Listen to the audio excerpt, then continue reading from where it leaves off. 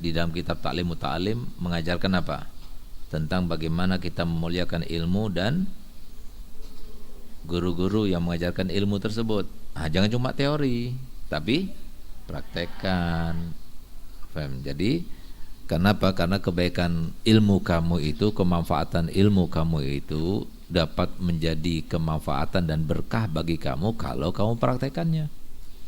Kalau kamu menghormati, memuliakan ilmu dan juga yang bawa ilmu, yaitu guru-guru kita, praktekkan. Faham?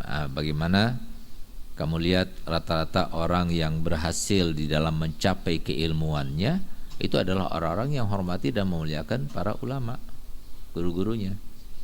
Dia berhasil. Tapi kalau yang dia merendahkan, dia tidak menghormati, dia tidak memuliakan, maka sulit untuk mendapatkan kemanfaatan. Karena tata cara kita mendapatkan ilmu itu tertuliskan, tinggal kita praktekkan.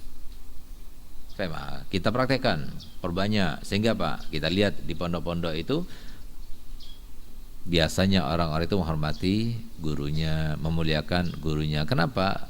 Padahal tidak terlalu sering untuk diajarkan. Karena apa? Karena praktek yang ada. Sehingga anak baru itu melihat, loh, ingat gak kalau ada anak baru, kalau Ustaz datang ikut berdiri gak? Gak ikut berdiri.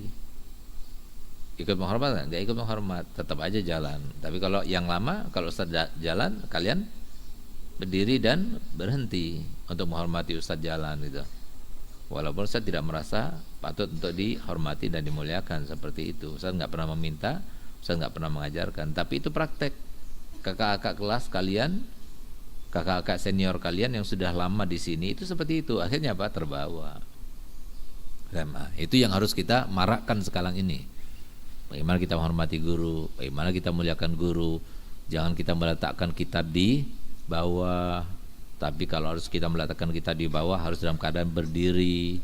Jangan kita meletakkan suatu barang di atasnya buku. Itu harus kita hormati yang macam itu supaya kamu mendapatkan kemuliaan dan keberkahan.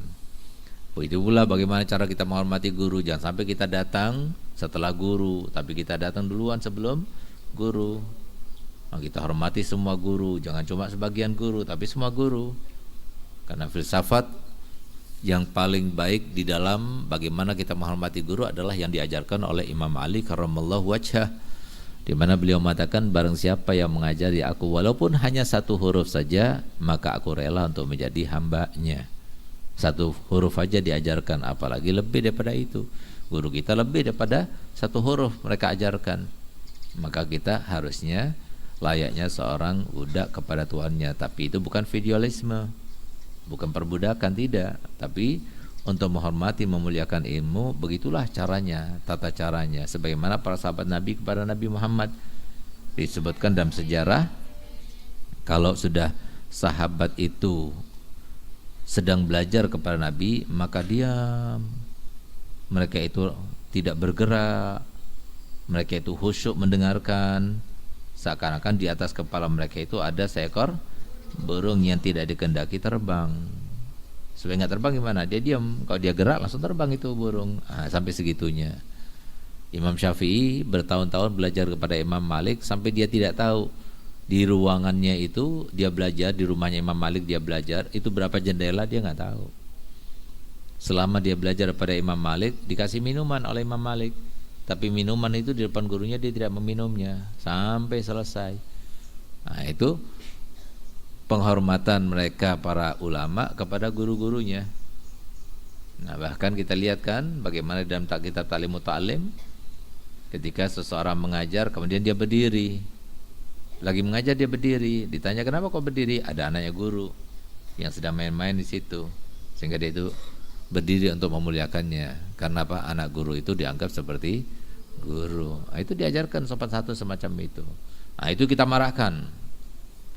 Jadi jangan sampai kita melakukan sesuatu kebaikan cuma sebuah pernyataan, sebuah ungkapan, sebuah tulisan, tapi kita harus mempraktekkan.